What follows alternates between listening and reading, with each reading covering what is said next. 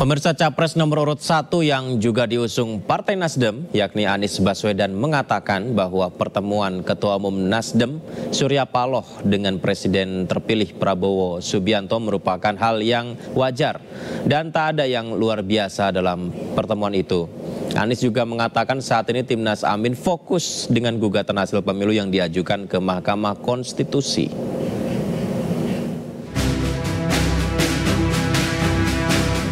Pasca pertemuan Ketua Umum Partai Nasdem Surya Paloh dengan calon presiden terpilih Prabowo Subianto, Anies Baswedan yang merupakan calon presiden dari Partai Nasdem menanggapi dengan santai. Menurut Anies, pertemuan tersebut wajar dan tidak ada yang luar biasa. Saya rasa itu sesuatu yang baik ketika ada tokoh seperti Pak Prabowo mau berkunjung, lalu Partai Nasdem sebagai tuan rumah menerima dan menyambut, ya sesuatu yang baik, sesuatu yang tidak ada yang luar biasa. Sementara Timnas Amin menyebut saat ini masih berkomunikasi dengan Partai Nasdem, terlebih mengenai keputusan penting menyangkut koalisi. Konstitusi melakukan aktivitas apapun, tetapi tentunya pasti ada komunikasi dengan Timnas Amin untuk hal yang sifatnya keputusan penting yang menyangkut koalisi di dalam Timnas Amin. Sebelumnya diketahui calon presiden terpilih Prabowo Subianto menemui Ketua Umum Partai Nasdem Surya Paloh di Nasdem Tower Jumat siang. Pertemuan Surya Paloh dan Prabowo Subianto berlangsung secara tertutup selama 30 menit. Dari Jakarta, Muhammad Zulhilmi, Tias Anyus melaporkan.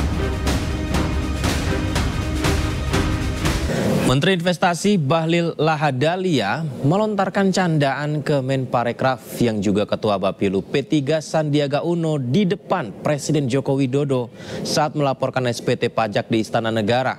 Bahlil mengatakan, pemirsa, Sandi sebenarnya ingin membayar pajak lebih, namun sayang partainya tidak lolos ke Senayan. Ya, seperti kita ketahui bahwa P3 untuk kali pertama dalam sejarahnya gagal mendapatkan kursi DPR di Senayan.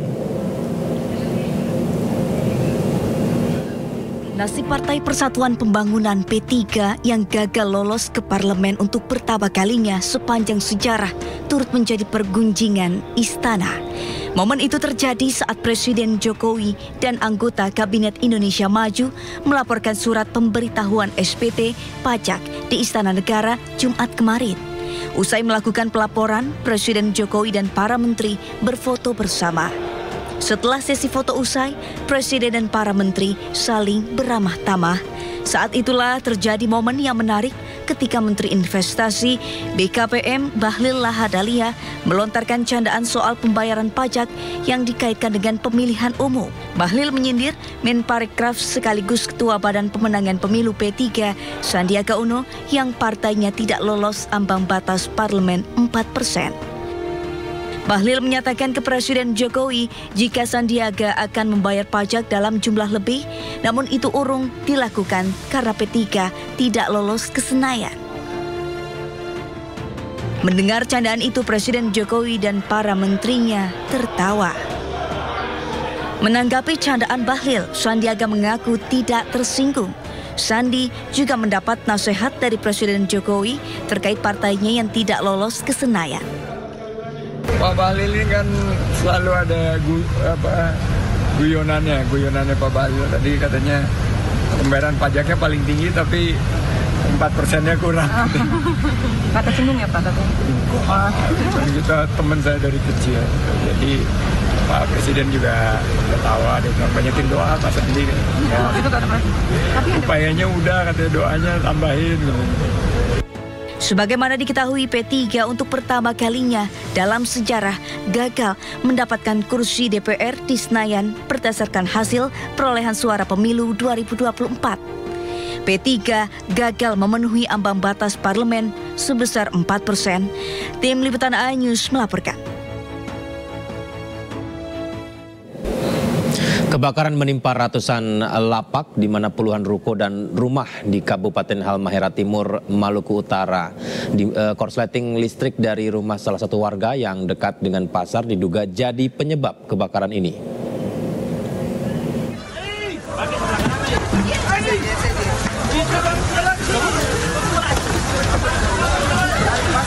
Kebakaran terjadi di Pasar Fadel Dela, Kabupaten Halmahera Timur, Maluku Utara.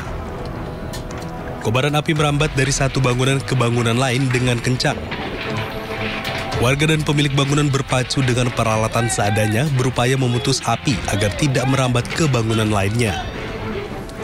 Namun angin kencang membuat api tidak terhentikan sehingga ratusan lapak, puluhan ruko dan rumah, serta satu bangunan pasar hangus terbakar. Warga yang terdampak hanya bisa menyelamatkan sebagian harta dan barang berharga mereka. Penyebab kebakaran ini terjadi pada Jumat pagi akibat korsleting listrik dari dapur salah satu rumah warga yang berdekatan dengan pasar. Kebakaran terjadi pada pukul 9:20 dan kemudian bisa dipadamkan pada pukul 12:30 waktu Indonesia Timur.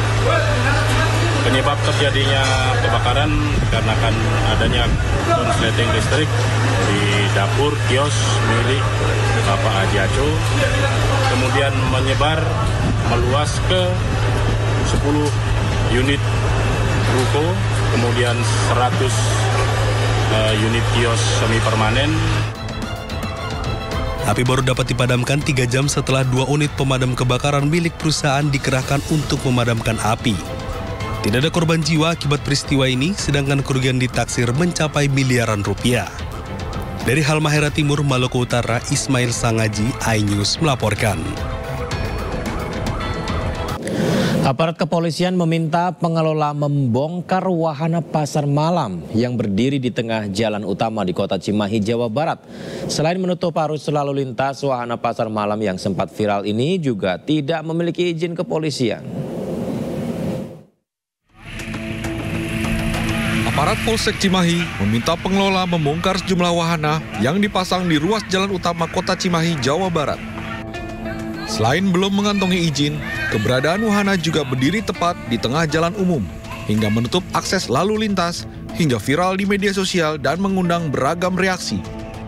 Akibat tertutup wahana, pengendara pun tak bisa melintas karena wahana pasar malam ini dipasang di tengah jalan yang lokasinya berada di jantung pusat Kota Cimahi.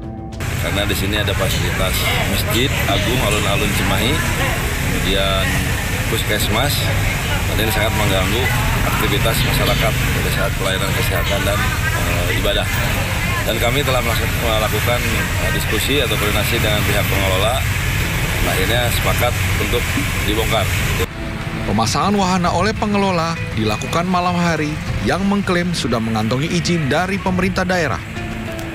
Namun izin yang dikeluarkan diperuntukkan kegiatan Bazar Ramadan dengan menghadirkan puluhan UMKM dan bukan wahana permainan. Sedianya wahana ini akan beroperasi mulai 23 Maret hingga 16 April 2024 mendatang. Namun belum juga beroperasi, wahana tersebut akhirnya dibongkar hingga menyisakan kerusakan karena pemasang menggunakan penahan hingga paku berukuran besar yang ditancapkan ke aspal jalan. Dari Cimahi, Jawa Barat, Yuwono, iNews melaporkan. Aparat tim gabungan menggerebek pencurian kayu jati di lahan milik Perhutani KPH Ciamis, Jawa Barat. Pencurian diduga melibatkan seorang anggota TNI dan 4 pelaku lainnya.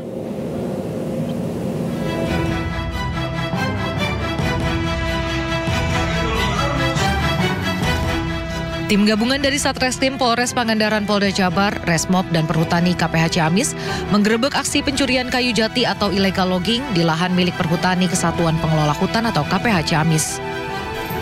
Dari kelima orang yang diamankan, 1 orang oknum anggota TNI Angkatan Darat dari Kodim 0701 Banyumas, Jawa Tengah berinisial Sertu AD, dan 4 pelaku lainnya merupakan warga Banyumas dan Cilacap, Jawa Tengah. Sejumlah barang bukti merupakan mobil truk, alat potong kayu dan lainnya juga diamankan pihak kepolisian. Sementara Sertu Ade langsung diamankan ke Subdenpom Kota Banjar, Jawa Barat. Kami mengamankan ada 5 orang, salah satunya ada oknum Untuk oknum tersebut kami berkoordinasi dengan Subdenpom 3 Garing 2 strip 4 Banjar. Barang buktinya 1 buah truk, 3 batang kayu jati, yang kurang lebih kalau dihitung kubikasi itu sekitar 2 kubik, serta cengsoal. Administrator Perhutani KKPH Ciamis menyampaikan, penembagan ilegal itu dilakukan di kawasan perlindungan hutan setempat yang ada keluar mata airnya. Ada sekitar 10 pohon lebih yang ditebang, sementara kerugian ditaksir lebih dari 300 juta rupiah. Dari Pangandaran, Jawa Barat, Irfan Ramdiansyah melaporkan. Seorang ibu di Sika, Nusa Tenggara Timur melahirkan bayi perempuan di tengah jalan saat hujan deras, pemirsa. Mirisnya proses melahirkan oleh sang ibu hanya ditutupi daun pisang.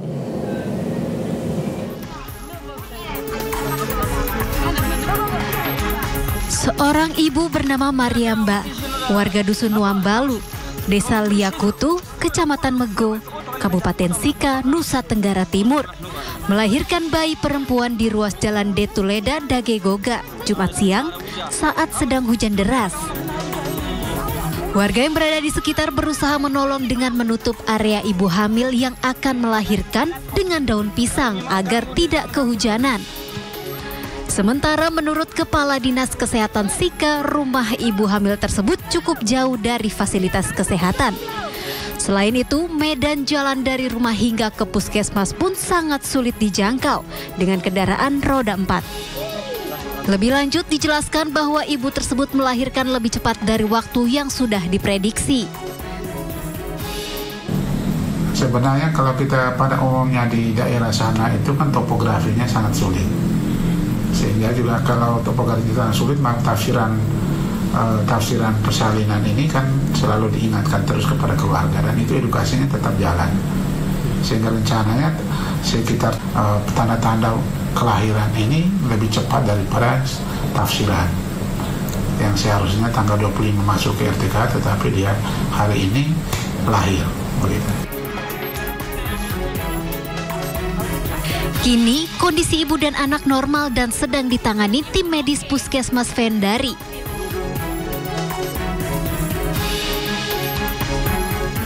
Dari Sika, Nusa Tenggara Timur, Joni Nura, iNews melaporkan. Angka kasus penyakit demam berdarah dengue di DKI Jakarta naik. RSUD Taman Sari Jakarta Barat misalnya telah merawat 60 pasien DBD dalam 1 bulan terakhir, di mana kebanyakan pasien pemirsa ini merupakan anak-anak.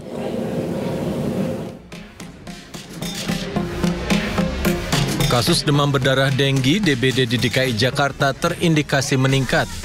Hingga 18 Maret, Dinkes DKI Jakarta mencatat terdapat 1.729 kasus DBD di DKI Jakarta. RSUD Taman Sari Jakarta Barat bahkan telah merawat 60 pasien DBD dalam 1 bulan terakhir. Mayoritas pasien adalah anak-anak usia bangku sekolah dasar dan sekolah menengah. Penjabat Gubernur DKI Jakarta, Heru Budi Hartono, meminta masyarakat selalu menerapkan pola hidup sehat dan melakukan pemberantasan sarang nyamuk dengan 3M. Heru juga meminta orang tua untuk memakaikan anak-anaknya pakaian lengan panjang setiap beraktivitas di luar rumah. Yang pertama, DBD tentunya puskesmas, Pak Lurah berusaha untuk mengatasi. Yang berikutnya adalah masyarakat sendiri, masih 3M ya, mengatasinya. Heru menegaskan puskesmas telah berusaha mengatasi dengan melakukan pelayanan kesehatan secara maksimal serta deteksi dini dan tata laksana kasus DBD sesuai standar. Dari Jakarta, Tim Liputan iNews melaporkan. Sementara di Jawa Barat, pemirsa, kasus demam berdarah terus meningkat sepanjang tahun 2024. Lebih dari 11.000 orang terjangkit dengan 96 orang diantaranya meninggal dunia. Data terbaru Dinas Kesehatan Jawa Barat menunjukkan hingga tanggal 20 Maret terdapat 11.058 kasus DBD dengan angka kematian mencapai 96 kasus. Dari jumlah tersebut, Kabupaten Bandung Barat, Kota Bogor, Kabupaten Bandung, dan Subang ini menjadi penyumbang terbesar kasus DBD. Guna menekan angka kasus, PJ Gubernur Jawa Barat memberikan instruksi ke Dinas Kesehatan untuk menyediakan obat dan menambah stok infus di puskesmas bagi pasien DBD. 3M itu berulang-ulang sosialisasi ya untuk melakukan 3M, dan kami minta kepada puskesmas agar ada obat demam berdarah dan juga infus itu yang utama, dan agar anak demam lebih dari 1 hari dibawa ke puskesmas karena sudah ada alat untuk mendeteksi demam berdarah di setiap puskesmas. Sejumlah petugas dari Badan POM melakukan pemeriksaan takjil yang dijual di kawasan Ngamprah, Kabupaten Bandung Barat, Jawa Barat. Petugas kemudian melakukan uji lab untuk memastikan tidak ada kandungan berbahaya.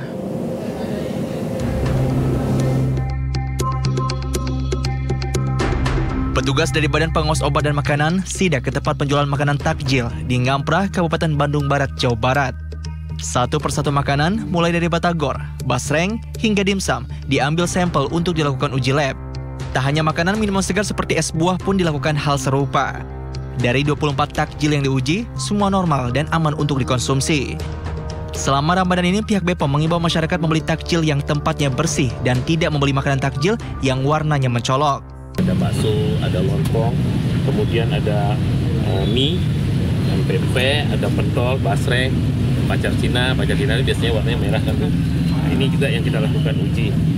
Tahu seperti tadi, sirup atau es yang berwarna mungkin mencolok, itu yang kita ambil. Hasilnya aman semua berarti ya Pak ya? Pada hari ini kita melakukan pengujian dari 24 sampel, semuanya aman. BPOM akan terus mengawasi penjualan makanan minuman takjil setiap harinya untuk mencegah dari makanan yang mengandung zat-zat berbahaya bagi masyarakat. Dari Bandung Barat, Jawa Barat, Yuwana Wahyu, iNews melaporkan. Pemirsa, terima kasih Anda masih bersama kami di Sindo Siang. Beralih ke informasi lainnya, Hari Raya Idul Fitri masih 2 minggu lagi, namun sejumlah stasiun kereta sudah mulai dipadati oleh masyarakat yang ingin pulang ke kampung halamannya masing-masing. Salah satunya di Stasiun Pasar Senen, Jakarta Pusat. Kereta api merupakan salah satu moda transportasi favorit yang dimanfaatkan masyarakat untuk pulang kampung. Maka tidak heran sebanyak 488.000 lebih tiket kereta api jarak jauh untuk mudik lebaran tahun 2024 telah habis terjual. PT KAI memperkirakan puncak arus mudik akan terjadi pada 8 April 2024. Namun demikian, sejumlah penumpang sudah mulai memadati Stasiun Pasar Senen, Jakarta. Mereka pulang kampung lebih awal guna menghindari kepadatan pada puncak arus mudik dan ingin kumpul lebih lama dengan sanak saudara.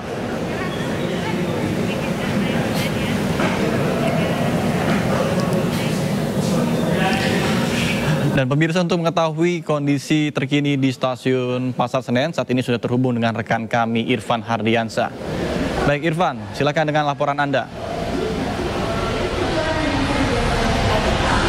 Baik, terima kasih Nata dan juga pemirsa. Memang Stasiun Pasar Senen Jakarta Pusat ini menjadi salah satu pilihan masyarakat Indonesia, khususnya yang berada di wilayah Jabodetabek ini, untuk menggunakan kereta api untuk melakukan perjalanan mudik lebaran tahun 2024. Dan dari pantauan kami sejak pagi hingga siang ini, Stasiun Pasar Senen sudah mulai ramai oleh pemudik yang berencana akan melakukan perjalanan mudik lebih awal. Dan para pemudik ini mengaku melakukan perjalanan mudik lebih awal dikarenakan untuk maksud kami ingin lebih lama bersilaturahmi dengan sanak saudara serta menghindari kepadatan oleh pemudik lainnya.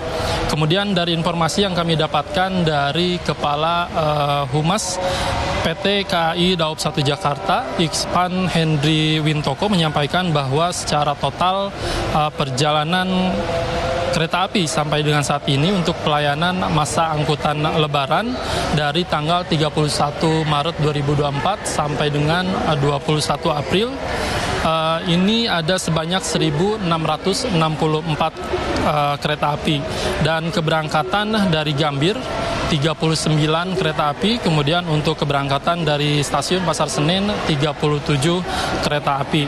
Dan untuk total ketersediaan tempat duduk sebanyak 957.138 seat atau 43.506 seat perharinya. Kemudian yang sudah terjual hingga saat ini sekitar 530.079 seat atau 24.095 seat per harinya. Itu artinya bagi Anda pemirsa yang belum kebagian ataupun belum membeli tiket untuk perjalanan arus mudik, bisa Anda akses di KAI Akses dan masih tersedia sekitar 431.780 seat. Dan PT KAI juga menyebutkan untuk volume penumpang pada puncak arus mudik sementara akan terjadi pada tanggal 8 April 2024 dengan jumlah penumpang sekitar 40.478 penumpang.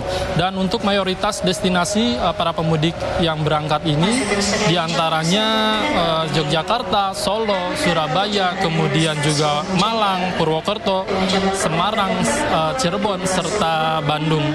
Kemudian Nata dan juga pemirsa, KAI juga menghimbau kepada calon penumpang jasa angkutan kereta api yang belum mendapatkan tiket untuk melakukan perjalanan mudik bisa Anda lakukan di tanggal 31 Maret hingga 4 April. Sementara demikian, Nata, kembali ke Anda. Baik, Irfan Hardiansyah melaporkan langsung dari Stasiun Pasar Senen, Jakarta Pusat. Selamat bertugas kembali. Ya pemirsa, informasi tadi sekaligus menutup Sindo Siang hari ini, dan jangan lupa Anda bisa mendapatkan informasi terkini dan terbaru melalui portal yang menghadirkan berita daerah, berita nasional, dan berita internasional lengkap di inews.id. Saya Nata Arman mewakili tim redaksi yang bertugas pamit undur diri. Terima kasih dan sampai jumpa.